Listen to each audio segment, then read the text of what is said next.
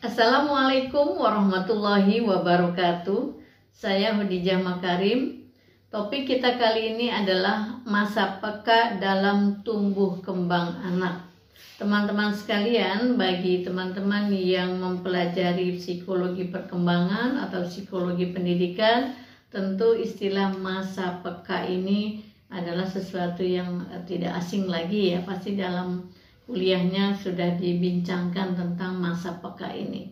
Jadi dalam prinsip tumbuh kembang anak ada banyak prinsip, diantaranya ritme, kemudian tempo perkembangan, prinsip konvergensi, dan prinsip masa peka ini. Nah, pada kesempatan ini saya ingin menyampaikan tentang bagaimana kita menyikapi masa peka ini. Nah, masa peka itu adalah masanya suatu fungsi mudah untuk dikembangkan. Jadi kalau kita lihat contohnya di dalam masa peka itu, misalnya anak usia 1 sampai 2 tahun itu peka untuk bicara dan meniru.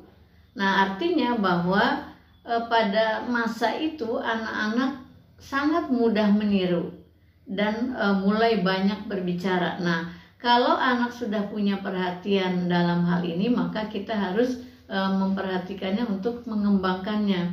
Jadi kalau kita lihat hal itu, maka proses belajar bicara dan meniru akan mudah dia ikuti dan berhasil gitu. Karena dia sudah menunjukkan kebutuhan akan hal itu ya. Jadi itu contoh masa peka yang pertama.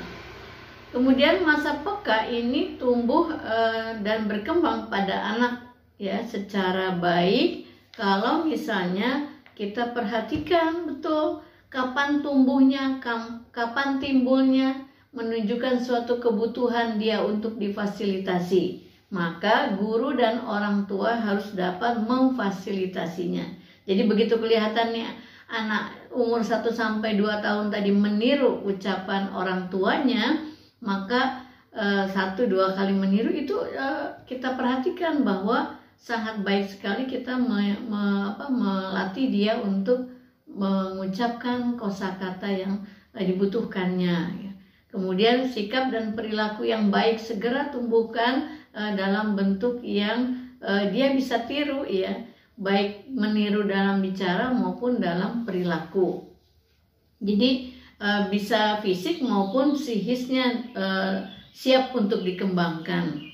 Nah, karena masa peka ini begitu penting, saya ingin sampaikan bahwa masa peka ini tidak akan berulang, cukup 1 kali, jadi jangan sampai terlewat. Contohnya kita lihat contoh yang kedua ya, masa peka di anak-anak yang sekolah di PAUD atau Taman Kanak-kanak atau SD kelas 1, itu masa peka yang sering muncul itu adalah membaca, menulis, dan berhitung. Nah, dari 3 itu yang populer dengan istilah calistung itu tidak bersama-sama munculnya. Jadi kan saya tadi bilang bahwa masa peka itu muncul 1 kali dalam seumur hidupnya untuk satu kebutuhan. Tadi contoh yang pertama adalah kebutuhan mulai berbicara dan meniru. Sekarang kebutuhan membaca, menulis, dan berhitung. Nah, pada anak yang 1 mungkin masa peka yang pertama muncul adalah membaca.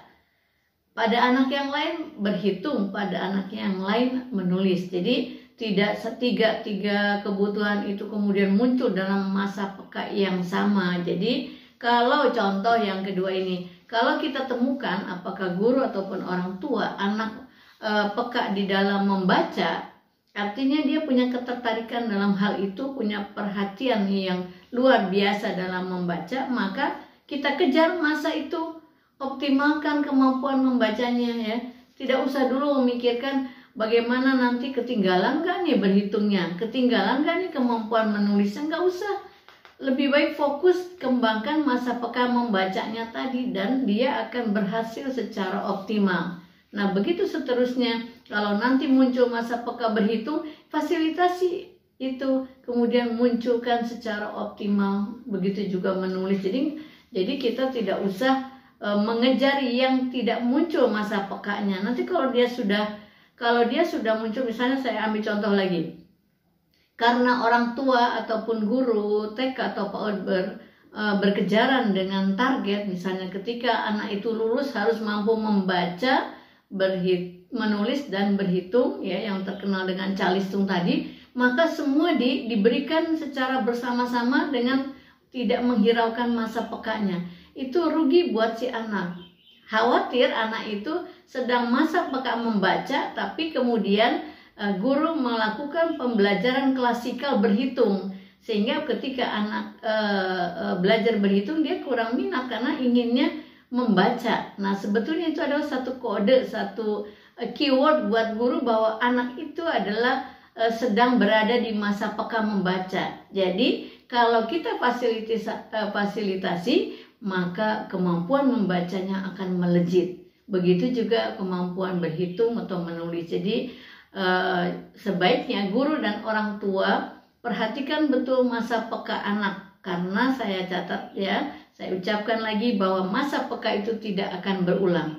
Andai kata anak itu sedang membutuhkan optimalisasi membaca, menunjukkan perhatian yang luar biasa, berarti itu masa peka, dan orang tua tidak menghiraukannya, itu akan lewat. Maka dia akan mengalami kesulitan di dalam belajar membacanya. Karena apa? Karena orang tua ataupun guru tidak memfasilitasinya pada saat dia butuhkan.